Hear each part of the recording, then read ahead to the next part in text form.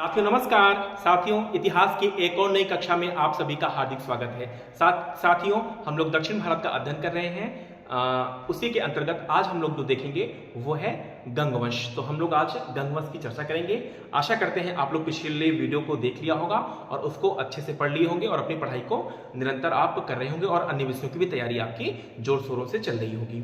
ठीक है, चलिए हम आज देखते हैं गंगवंश।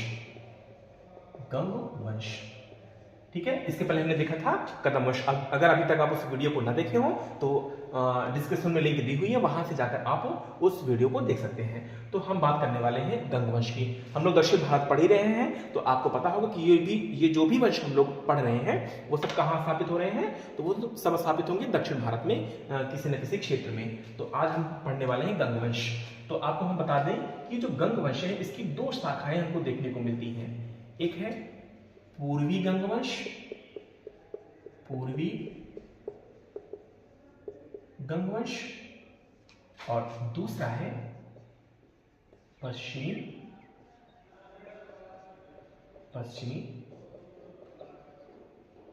गंगवंश। ठीक है, ये दो शाखाएं हमको देखने को मिलती हैं। अगर हम पूर्वी गंगवंश, अगर थोड़ा सा मैप से समझने का काम करें तो ये दक्षिण भारत का मैप है, और ये जो पूर्वी गंगवंश स्थापित होता है, अगर इसके क्षेत्र की बात करें तो इसका जो क्षेत्र था वो क्या था, उड़ीसा की तरफ था। ठीक है, उड़ीसा का मतलब है ये जो क्षेत्र है यहाँ पर पूर्वी गंगवंश की स्थापना हुई। हम लिख सकते हैं यहाँ पर क्या, पूर्वी गंगवंश। और ये क्षेत्र है कर्नाटक का जो क्षेत्र है, यहाँ पर स्थापित हुआ पश्चिमी गंगवंश। ठीक है, पश्चिमी गंगवंश।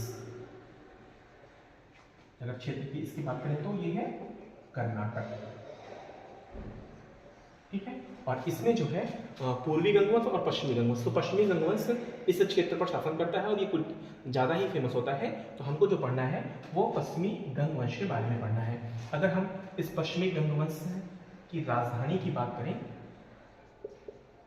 राजधानी की इसकी बात करें तो जो प्रारंभिक राजधानी थी वो पहले राजधानी बनी कौन सी, वो थी कोलार। और बाद में तलाकाडू। मतलब कि जो इसकी राजधानी थी वो पहले कोलार थी और बाद में बनी तलाकाडू। ठीक है, किसकी मैं बात कर रहा हूं, ये पश्चिमी गंगवंश। पश्चिमी गंगवंश की जो राजधानी थी वो पहले कोलार थी और बाद में तलाकाडू। ठीक, इसका आप स्क्रीनशॉट ले लीजिए, फिर चलते हैं आगे। अब चलिए देखते हैं इसके प्रमुख शासक किसके। हम लोग चर्चा क्या कर रहे हैं, पश्चिमी गंगवंश। ठीक है, पश्चिमी गंगवंश के प्रमुख शासक, इन्हीं की बात कर रहे हैं। तो यहां हमको जो नाम देखने को मिलता है वो है कृष्णवर्मन फर्स्ट।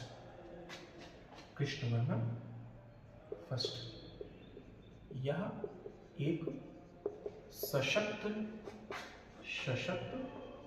शासक के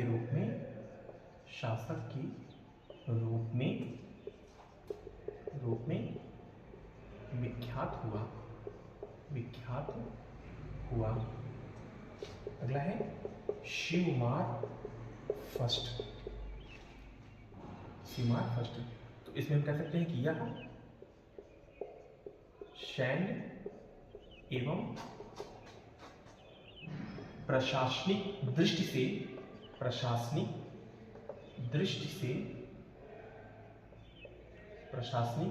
से गंगवंश का एक महत्वपूर्ण शासक हुआ। अगला है बुट्टुम द्वितीय। ठीक है, इसमें लिखिएगा कि राष्ट्रकूटों की सहायता के लिए इसने चोलों के विरुद्ध सैन्य अभियान में भाग लिया।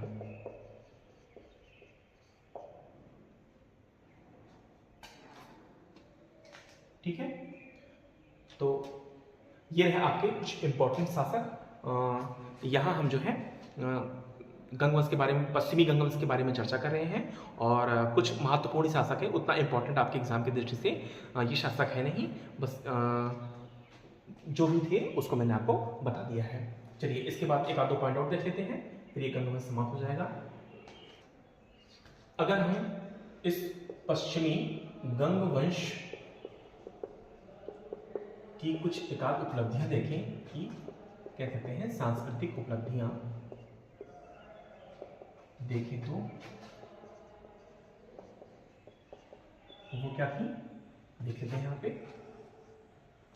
देखिएगा इसमें इस वंश के शासक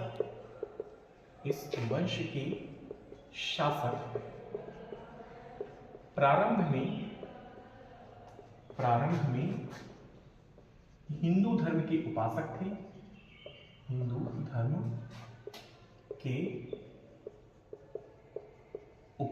थे, बाद में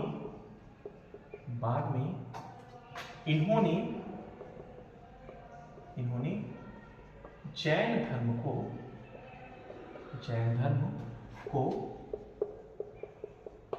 प्रश्रय प्रदान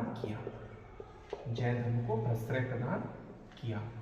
ठीक है, एक सबसे महत्वपूर्ण पॉइंट है, वो क्या है लिखिएगा कि इस वंश के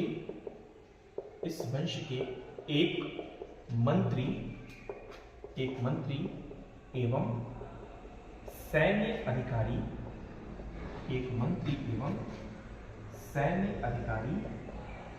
कौन था वो था चामुंड राय ने गोमतेश्वर, कहाँ पे है, कर्नाटक में है,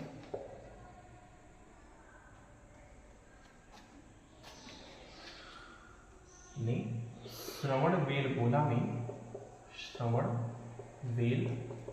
में इसकी गोमतेश्वर की एक विशाल मूर्ति